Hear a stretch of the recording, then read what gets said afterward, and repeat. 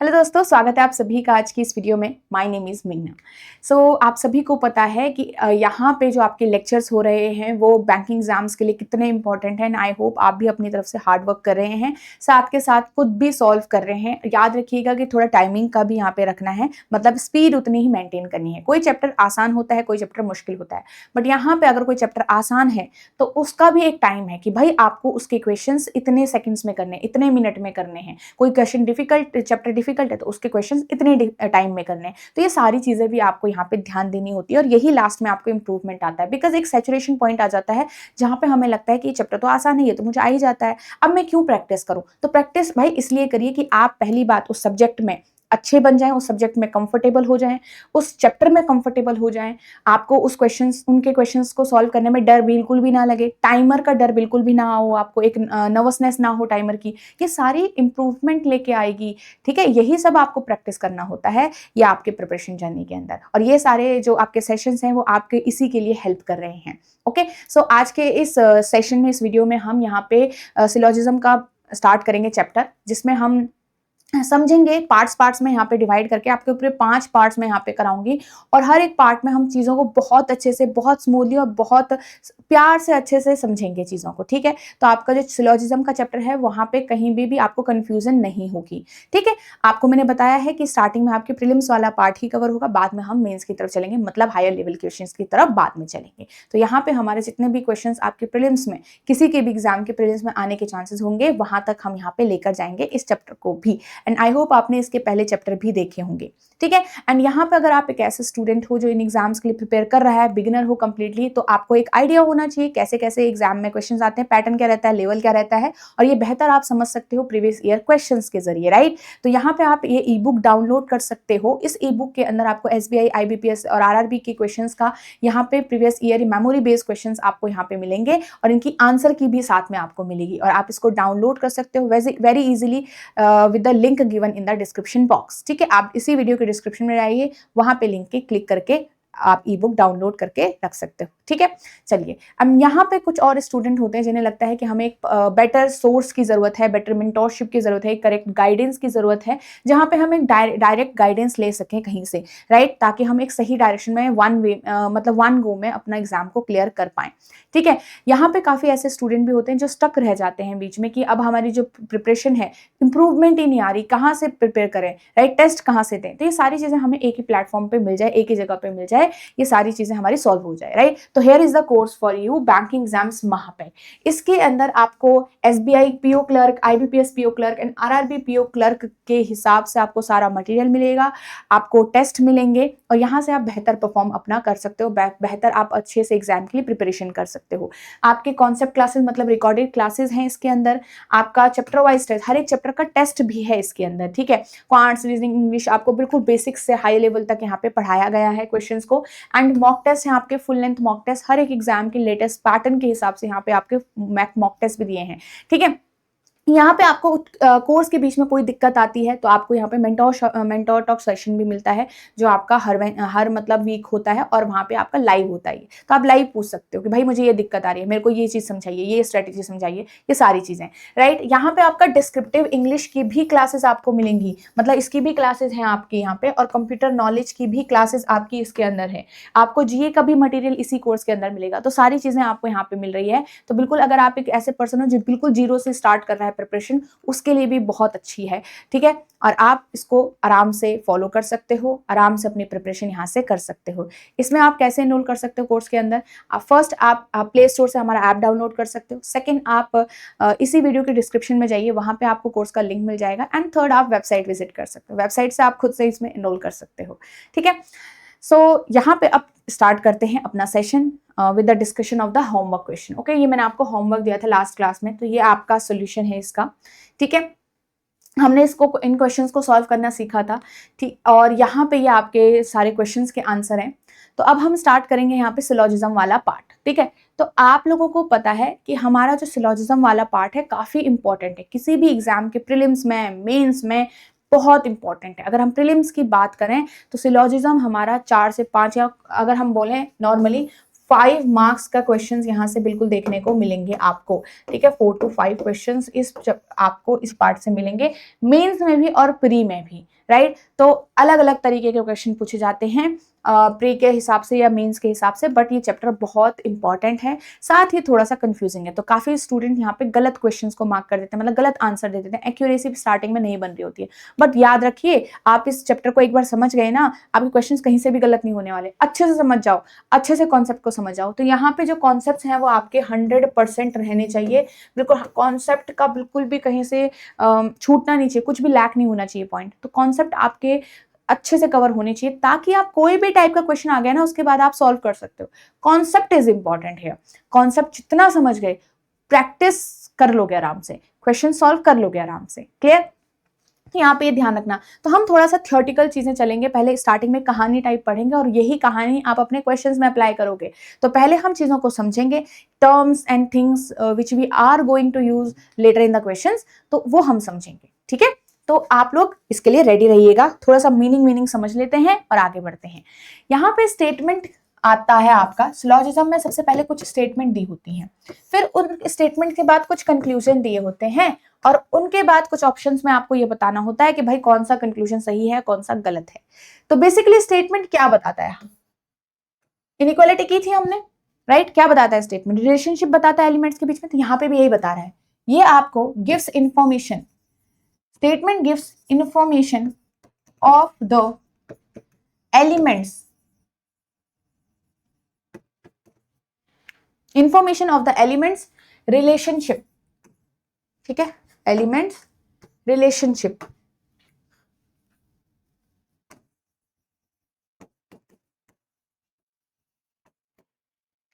Clear है?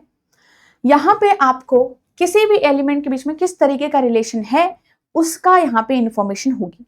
अब conclusion क्या बोलते हैं? कंक्लूजन भी आपको यहां पे रिलेशन ही बताएगा एलिमेंट्स के बीच में, relation between elements, but which should logically derive from the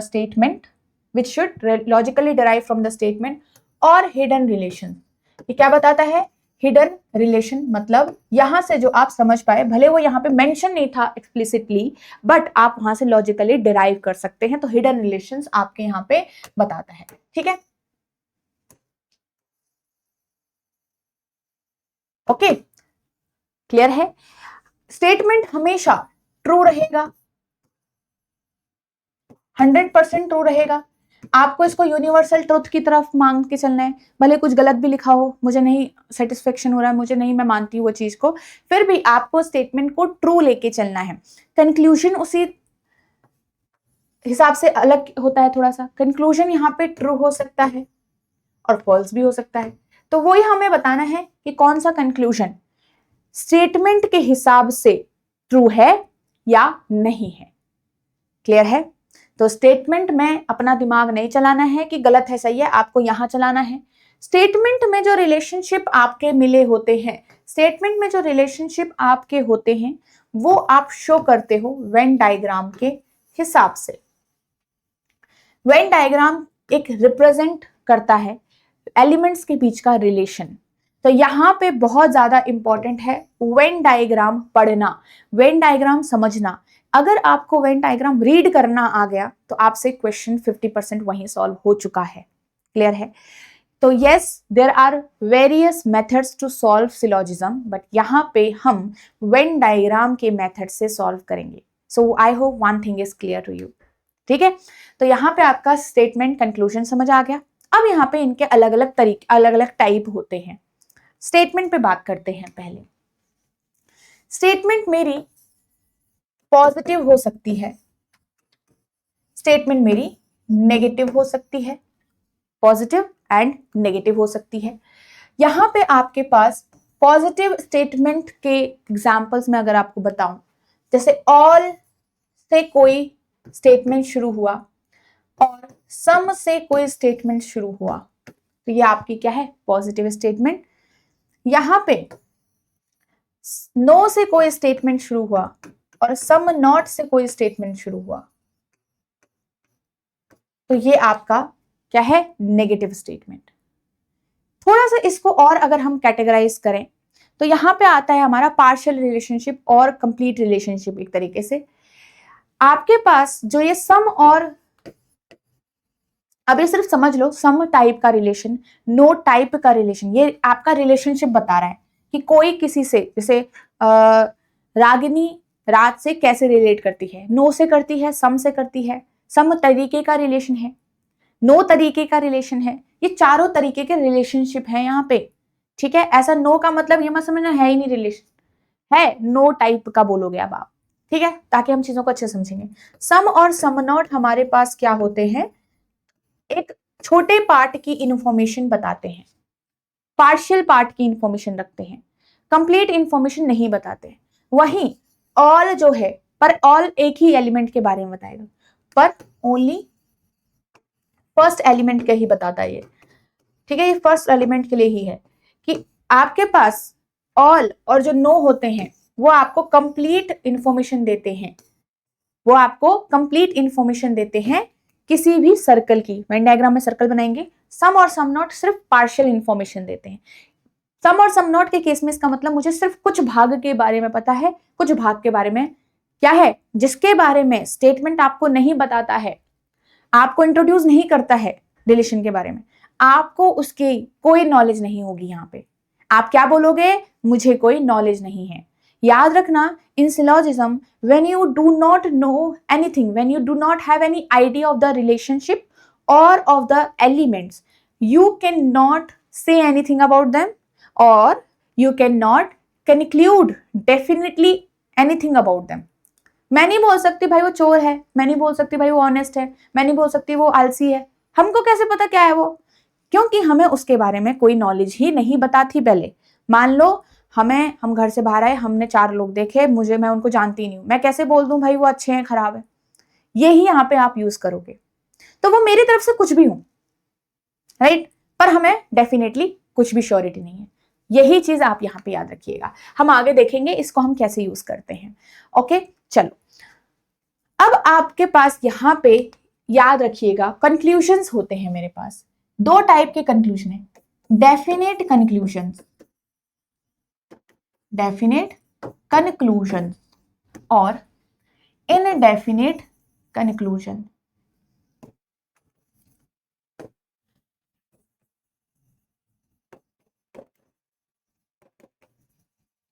ठीक है, पहले समझ लो, और उससे पहले हम ऐसा करते हैं, थोड़ा एग्जाम्पल समझ लेते हैं स्टेटमेंट के भी। मैं आपको सपोज ये ऑल टाइप का रिलेशन क्या है या कैसे टाइप के स्टेटमेंट्स रहते हैं, जैसे ऑल ए आर बी या सम सी आर डी, ये क्या है, स्टेटमेंट है। नो जी आर एच या सम के आर नॉट एम, तो ये क्या है, इसको दिखा रहा है, सम नॉट को, ये नो को दिखा रहा है, ये आपका ऑल को दिखा रहा है, ये आपका सम को दिखा रहा है। सी और डी के ये क्या है, हमारे एलिमेंट्स हैं। ये A B C D J के एच के एम, इनके बीच, इनकी जगह पे हम कुछ भी यूज कर सकते हैं, कभी भी कुछ भी यूज कर सकते हैं, ठीक है, ये चेंज होते रहते हैं, इन्हें ही हम एलिमेंट्स बोलते हैं। इसीलिए हम एलिमेंट बोल रहे हैं क्योंकि यहाँ पे कुछ भी हो सकता है, कुछ भी एलिमेंट, ऑरेंज, बनाना, येलो, पिंक, कुछ भी, ठीक है, ये एग्जिस्ट करता है, इसको समझना इंपॉर्टेंट है। ये एलिमेंट्स हैं, ये उनके बीच का रिलेशन दिखा रहा है, ये स्टेटमेंट है। इसी टाइप का कुछ कंक्लूजन होते हैं। डेफिनेट कंक्लूजन वो कंक्लूजन होते हैं जिनमें आपका सिंपल जो लिखे होते हैं, जैसे कि हमारे पास no presence of words like may be, can be and possibility या possible।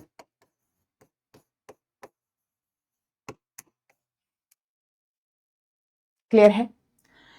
ये 3 टाइप के words, may be, can be, possibility, is a possibility, इस टाइप के वर्ड्स जहां होते हैं, नहीं है, नो प्रेजेंस ऑफ नहीं है, तो वो एक डेफिनेट कंक्लूजन होगा।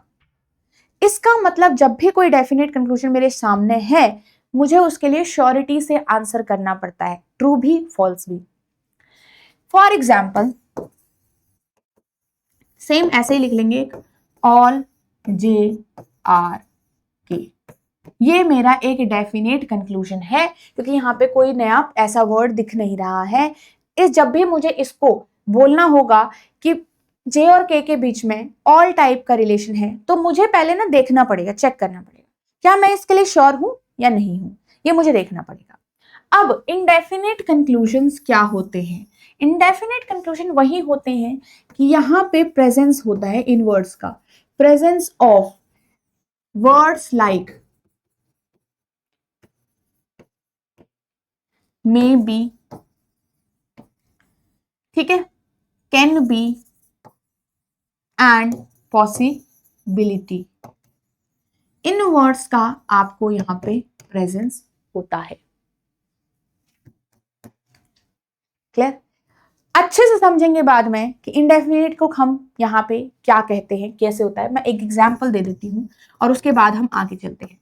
यहाँ पे आपके पास सपोज इसी को आगे बढ़ा देते हैं, ऑल जे आर के इज अ पॉसिबिलिटी। तो पहचान हो गई। सबसे पहले तो पहचान करना आना चाहिए, तभी हम उसका रूल समझ पाएंगे आगे कि क्या वो ट्रू होता है कब फॉल्स। क्योंकि मैंने बताया ना स्टार्टिंग में ही, कंक्लूजन कैन बी ट्रू और कैन बी फॉल्स, दो सिचुएशन है, ट्रू और फॉल्स। तो उसको समझने के लिए, उसको सही आंसर बताने के लिए ये मुझे समझना बहुत जरूरी है, एंड ये बहुत इंपॉर्टेंट है। यहाँ पे हम बहुत अच्छे से समझेंगे बाद में कि इंडेफिनिट कंक्लूजन का क्या करना है, कैसे आंसर करना है, क्या होता है। आगे हम लेके चलते हैं यहाँ पे अभी डेफिनेट कंक्लूजन्स को। अब यहाँ पे डेफिनेट कंक्लूजन्स की सिचुएशंस होती हैं। एक बार कब हम इसको ट्रू बोलते हैं, भाई देखो अब मुझे कोई चीज तो पता होनी चाहिए ना, मैं उसको ट्रू बोल रही हूँ रिलेशन को, मुझे क्या पता कैसे होगा, तो मुझे उसके पीछे की कहानी तो पता होनी चाहिए कि मैं सही बोल रही हूँ, सच बोल रही हूँ कि गलत बोल रही हूँ, है ना। सीखते हैं।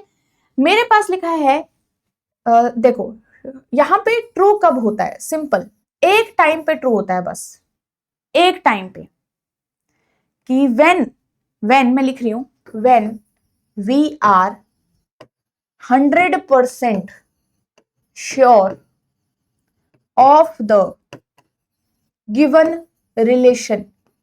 इतना डीप में हम इसलिए पढ़ रहे हैं क्योंकि जरूरी है, ठीक है, नहीं होता तो नहीं पढ़ाती, जरूरी है तो पढ़ना पड़ेगा।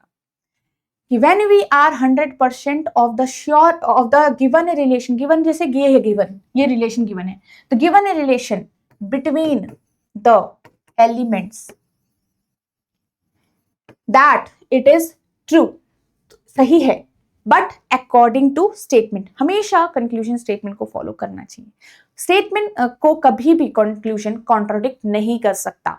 अगर कर रहा है, ये दिया है तो फॉल्स करो भाई, सीधे सीधे गलत करो उसको। यहाँ पे फॉल्स के लिए भी क्या सिचुएशन है, दोनों चीजों की सिचुएशन जाननी पड़ेगी ना, ठीक है, जान लेते हैं। when,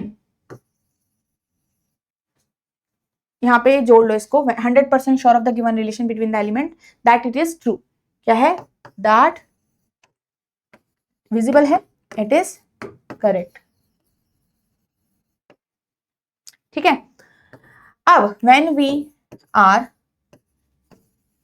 100% sure of the given relation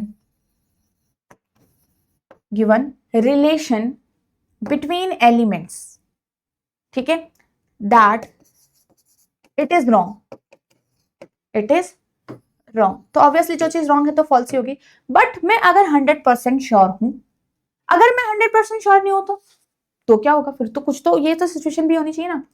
तो यहां पे भी होगा एक चीज, फॉल्स मतलब when we are, इसको दूसरे पेन से लिख लेते हैं, when we are not sure of the given relation, जिस भी तरीके का रिलेशन वहां पे डिस्क्राइब किया हुआ है, अगर मुझे उसके बारे में श्योरिटी नहीं है, श्योरिटी क्यों नहीं है भाई, मुझे आइडिया ही नहीं होगा, मुझे नॉलेज ही नहीं होगी भाई, उतनी नॉलेज नहीं होगी तो मैं वहां पे कभी भी किसी चीज के बीच में बोल सकती हूँ नहीं। तो when we are not sure of the given relationship between elements, that it is completely correct और कंप्लीटली रॉन्ग, तब भी मैं उसको फॉल्स कहूंगी। ठीक है elements, so we will mark it false. कहां पे लिखूं, यहां पे लिख दूं फॉल्स, दिख रहा है? ये चीज क्लियर है? ओके ये किसका पार्ट चल रहा है? ये इसी का पार्ट चल रहा है यहाँ पे आगे, ये तो खत्म हो गया यहाँ पे तक।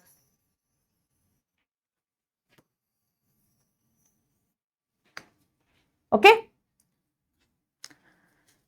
ध्यान से देखो इसको, अच्छे से देखो एक बार, स्क्रीनशॉट भी ले सकते हो आप लोग।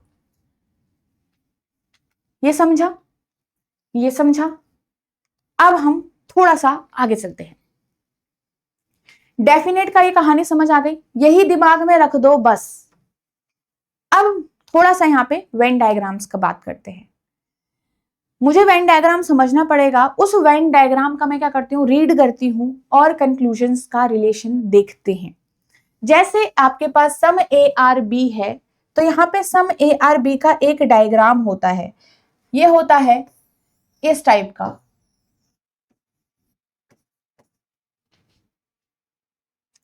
ये जो पार्ट है इन दोनों के बीच में, ये कॉमन पार्ट, यही हमारा सम वाला पार्ट शो कर रहा है और कुछ नहीं कर रहा है। यहां से सम कोई और शो नहीं कर रहा है, ये पार्ट शो कर रहा है।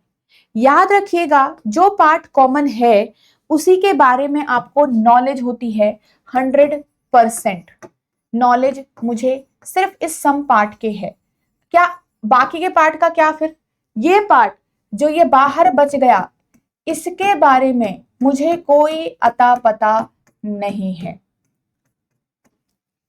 स्टेटमेंट ने बोला ही नहीं, बताया ही नहीं, तो मैं अपने आप कैसे वहां पे कुछ भी बोल दूं? नहीं बोल सकती। अब आपका पता पहले से ध्यान रख लो बस ये चीज की, अभी ध्यान रखने के लिए है कि इस पार्ट के बारे में जो बाहर छूट गया ए के अंदर और बी के अंदर बाहर छूट चुका है, उसका क्या नॉलेज है आपको? क्या पता है उसको? नहीं।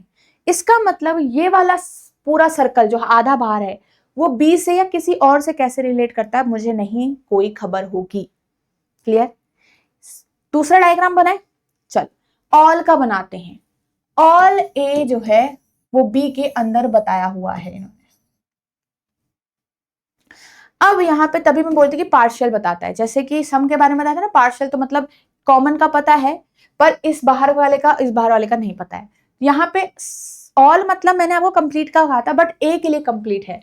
ए का सारा पता है आपको कि बी से कैसे रिलेट करता है, बट बी के बाहर अभी भी खाली, पूरा जगह खाली है। अब ये सर्कल बड़ा भी बन सकता है, कोई दिक्कत नहीं है, इतना छोटा जरूरी नहीं है, बस बना दिया मैंने। अब ए कहीं भी हो सकता है बी के अंदर, यहाँ पे यहाँ पे यहाँ पे, बस मैंने एक पोजीशन दे दी है उसको दिखाने के लिए। तो बी के अंदर कुछ ना कुछ जगह ऐसी होगी जो हमेशा ए के बाहर खाली रहेगा, राइट? तो ये बी वाला जो आधा पार्ट बाहर है, ये जो रिलेशन है यहाँ वाले पार्ट कैसे रिलेट करते हैं ए से, वो मुझे नहीं पता होता है कि बाहर वाला पार्ट जो है वो ए से कैसे या किसी और से, वो पार्ट के बारे में कोई नॉलेज मुझे नहीं है। ठीक है, इस पार्ट में कोई मेहमान आया, खाना खाया उसने, मुझे नहीं पता भाई, नॉलेज ही नहीं है। बट यहां कौन आया कौन नहीं आया उसका पता है। क्लियर है? अब एक और डायग्राम बनाते हैं नो का। नो ए आर बी, तो नो ए आर बी ऐसा नहीं बनाना है कि भाई छूटे छूटे हो गए वो, नहीं। आपको यहां पे इनके बीच में नो का रिलेशन दिखाना पड़ेगा, दैट कि ए और बी कैसे रिलेट है, नेगेटिवली रिलेट है एक दूसरे से, तो ये आपका ऐसा हो जाएगा। क्लियर? तो इसका मतलब पूरा ए सर्कल पूरे बी सर्कल से नो का रिलेशन दिखा रहा है, बिल्कुल झगड़ा हो रखा है उनका, नेगेटिवली इंपैक्ट एक दूसरे, नेगेटिवली रिलेटेड एक दूसरे से, पूरा ए सर्कल। तो यहाँ पे मुझे कोई ब्लैंक स्पेस बचा, मतलब मुझे किसी ऐसा कोई पार्ट पता जिसके बारे में नॉलेज नहीं है? नहीं, मुझे सबके बारे में नॉलेज है। ये सारा पार्ट जो है ए का सारे बी के साथ नो का ही रिलेशन दिखाता है। अब हम इसको देखते हैं सम ए आर नॉट बी को। सम ए आर नॉट बी, ये है ए का सर्कल, ये है बी का सर्कल। अब सम ए मतलब कुछ ए का भाग, कितना भी बना लो इस सर्कल को, कितना भी बड़ा बना सकते हो, आपकी इच्छा है। कुछ ए का भाग जो बी के साथ नो का ही रिलेशन दिखाता है। तो हम इसको क्या पढ़ रहे हैं? हम पढ़ रहे हैं सम ए आर नॉट बी। क्या पढ़ रहे हैं? सम ए आर नॉट बी। ठीक है, ये चीज क्लियर है, चल अच्छे से समझ गए। अब हमने सर्कल सीखा, अब हम यहां से आगे चलते हैं वापस से यहाँ पे। अब इनकी कंक्लूजन्स को देखते हैं। सबसे पहले तो मैं आपको ये सिखाती हूँ कि इस सर्कल से आप क्या क्या समझ पाए हो, बिल्कुल श्योरिटी के साथ आप क्या क्या बोल सकते हो इस सर्कल से। अब ये सारी चीजें दिमाग में रखने वाली हैं। सम ए आर बी से मुझे पता चलता है, अगर मेरे पास सम ए आर बी दिया गया है तो मैं सम बी आर ए भी बोल सकते हो। अब आपको मैम ये तो सेम ही हो गया, फिर क्या ये गलत है? सेम कहाँ है ये? पहले में आपका फर्स्ट एलिमेंट ए था, इसमें आपका फर्स्ट एलिमेंट बी था, तो अलग है। ठीक है, और क्या पता चल रहा है भाई? और कुछ पता नहीं चल रहा है, यही पता चल रहा है बस। ठीक है, यहां से मैं इस सर्कल से यही पहचान कर सकती हूं अपने दिमाग से श्योरिटी के साथ। आगे बढ़ो, यहां से मैं क्या कर सकती हूं? All A are be given है, ऑल ए आर बी। तो भाई अगर थोड़ा सा हिसाब लगाएंगे, थोड़ा सा लॉजिकली सीखो, सारे ए अगर बी के अंदर हैं, सारा दिल्ली का लैंड इंडिया के लैंड के अंदर है, इंडिया के अंदर है दिल्ली का सारा लैंड, ऐसा तो नहीं है ना कुछ इंडिया के बाहर है, नहीं, इंडिया के अंदर है। तो कुछ दिल्ली का भाग भी अगर सारा है, अगर मान लो मेरे पास 10 चॉकलेट्स हैं, तो मैं अगर उनमें से 5 खा सकती हूँ ना, 5 ले सकती हूँ ना, 10 तो है मेरे पास, तो 5 तो ले सकती हूँ। तो आपके पास सम ए आर बी गलत होगा क्या? नहीं, सही तो है। कुछ पार्ट भी दिल्ली का इंडिया के ही तो अंदर है, उसका एक एक लैंड दिल्ली का, एक एक डिस्ट्रिक्ट, एक एक जगह इंडिया के अंदर है, बिल्कुल सम सम। अब एक और यहां से सही होगा, सम बी आर ए, ये भी तो कह सकते हैं भाई, बिल्कुल कह सकते हैं, क्योंकि बी का और ए में ये पार्ट कॉमन है, जितना ए ने कैरी किया हुआ पार्ट है उतना बी के अंदर कॉमन है, बी और ए में कॉमन है। तो दिल्ली का या इंडिया का कुछ भाग दिल्ली से कॉमन है, बिल्कुल है। इंडिया का एक लैंड कवर कर रहा है दिल्ली, यस, स्पेस कवर कर रहा है, तो बिल्कुल अब आपके पास सम बी आर ए भी करेक्ट होगा। यही चीज हमें श्योरिटी के साथ यहां से पता है। अब यहां से देखो हम कितनी चीजें सीख पाते हैं। नो ए आर बी, तो उसी को वाइस वर्सा हम बोल सकते हैं no B R A also. यहां पे ध्यान रखना, मैंने ऑल बी आर ए नहीं लिखा है, याद रखना, तो उसे हम नहीं बोल सकते श्योरिटी में, नो बी आर ए बोल सकते हैं। भाई अगर ए का रिलेशन बी से नो का है, तो बी का भी रिलेशन ए से नो का ही है। और क्या समझ सकते हैं? बहुत अच्छी बात है, एक ये भी समझ सकते हैं। और साथ ही अगर ए के लिए है तो बी के लिए भी है मान्य।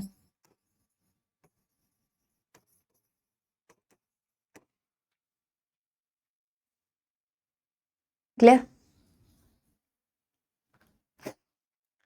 ये 3 चीजें आप यहां से समझ चुके हो इस रिलेशन से ऑलरेडी। अब आपको मैम सम नोट कहां से आया ये? अभी मैंने बताया था ऑल है, ऑल है तो कुछ तो हो गई, तो अगर ऑल नहीं है, सारा नो है, तो कुछ भी नहीं होगा। जैसे कि मेरा, आपके पड़ोसी होंगे कुछ, ए है एक फैमिली का नाम, सरनेम एक का ए सरनेम है, एक का बी सरनेम है, ए फैमिली बी फैमिली। भाई अगर फैमिली के 5 मेंबर हैं, इनकी फैमिली के भी मान लो 5 ही मेंबर है, ठीक है, नो का रिलेशन है, दोनों की फैमिली में झगड़ा हो रखा था भाई बहुत, पांचों का झगड़ा पांचों से है, पांचों का झगड़ा पांचों से है। अगर मैंने कभी यहाँ पे 3 लोग यहां से निकाले और 3 लोग यहां से निकाले, या 2 जितने भी निकाले, अब अगर पांचों का झगड़ा पांचों से है, तो इन 3 का भी तो झगड़ा ही होगा, इन 3 का भी तो झगड़ा ही होगा। तो भाई नो ए आर बी, तो some A are not B and some B are not A, sorry ये ए है, हाँ ये ए है। क्लियर है? ये आपका हो गया। आई होप आप अच्छे से यहां से समझ पाए होंगे। क्लियर है? अब हम इसमें आगे बढ़ते हैं, हम आगे बढ़ते हैं इस वाले पे। अब इसे क्या सीखने को मिले? इसे कुछ सीखने को मिलेगा। यहां से जो यही गिवन हो रखा है सम ए आर नॉट बी, बस यही पता है, इसके अलावा मैं यहाँ पे कुछ और अपने हिसाब से लॉजिकली डिराइव नहीं कर सकती, कुछ यहां से समझ नहीं सकती श्योरिटी के साथ। अभी तक जो हम सीखते आ रहे थे वो श्योरिटी के साथ हमने सर्कल से पढ़ना सीखा था। यहां से बस यही पता चल रहा है कि सम ए आर नॉट बी, वो तो गिवन ही हो रखा है, तो some A are not B ही पता चल रहा है, और कोई रिलेशन नहीं। तो some A are not B सिर्फ अपने ही इसी रिलेशन को दिखाता है, और कोई रिलेशन खुद से नहीं बताता है। क्लियर है? याद रखिएगा। अब आप कहोगे मैम हो भी तो सकता है, कुछ तो हो सकता होगा। हो सकते का मतलब है पॉसिबल, पॉसिबिलिटी, वो हम सीखेंगे बाद में। हम पॉसिबिलिटी की बातें ही नहीं कर रहे हैं, हम कह रहे हैं sure sure sure things, sure things, ठीक है, इनकी बातें कर रहे हैं। पहले श्योर थिंग समझेंगे फिर पॉसिबिलिटी समझेंगे। तो आपके पास ये चीज हो गई है। अब यहां पे से आपका कुछ और भी ऐसी चीजें होंगी जो नहीं डिराइव कर रहे होंगे, पर एक मैं आपको यहाँ पे सिखाना चाहूंगी जो हमने अभी अभी सीखा, और इसको आप नोट डाउन करके रख लो। ये आपका एक कॉन्सेप्ट, मतलब कॉन्सेप्ट पॉइंट्स में अगर हम लिखें, कुछ शॉर्ट पॉइंट्स लिखें, पॉइंट्स टू रिमेंबर लिखें, तो ये पॉइंट मुझे यहां से मिला। क्या मिला? कि अगर मेरे पास ऑल का रिलेशन है, अगर मेरे पास स्टेटमेंट के अंदर ऑल का रिलेशन है, तो कंक्लूजन के अंदर हमेशा सम का रिलेशन ट्रू होता है, डेफिनेटली।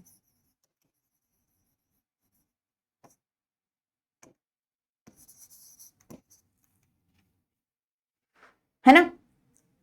कोई पॉसिबिलिटी नहीं, डेफिनेटली श्योर होगा, फॉलो करेगा। उसी तरीके से अगर मैं यहां पे, अगर मैं बोलूं कि अगर मेरे पास किसी के बीच में स्टेटमेंट के अंदर नो का रिलेशन दिया है, तो हमेशा उन दोनों के बीच में सम नॉट डेफिनेटली फॉलो होगा, जो हमने अभी देखा आप लोगों ने।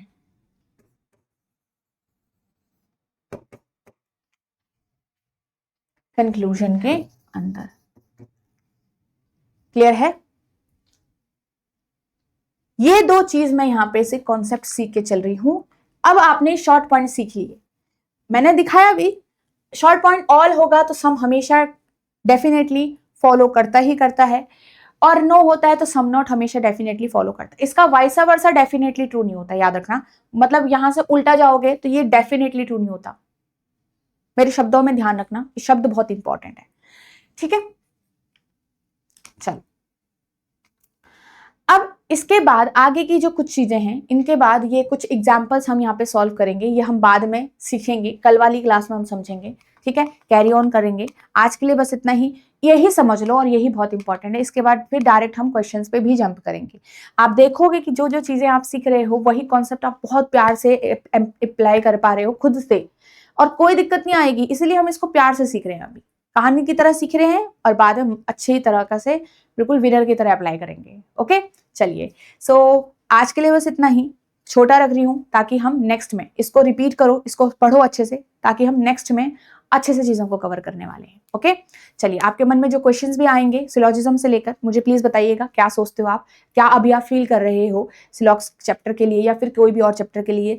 आपको क्या लगता है कि यहाँ पे आप किस मतलब क्यों आप डिफिकल्टी फेस कर रहे हो इस चैप्टर में, क्या आप फील कर पाते हो, क्या आपके डाउट्स रहते हैं, क्यों मुश्किलें आ रही हैं, ये मुझे जरूर बताइएगा, ठीक है? ताकि मेरे को पता चल पाए और मैं आपको बहुत अच्छे से जान पाऊं, और उसी तरीके से हम इस चीज को मोल्ड कर पाऊं, इस चैप्टर को। ओके, चलिए। सो आज के लिए बस इतना ही, एंड लाइक जरूर करिएगा चैप्टर को, जैसे मैं हमेशा बोलती हूँ दोस्तों, लाइक करना बहुत इंपॉर्टेंट है।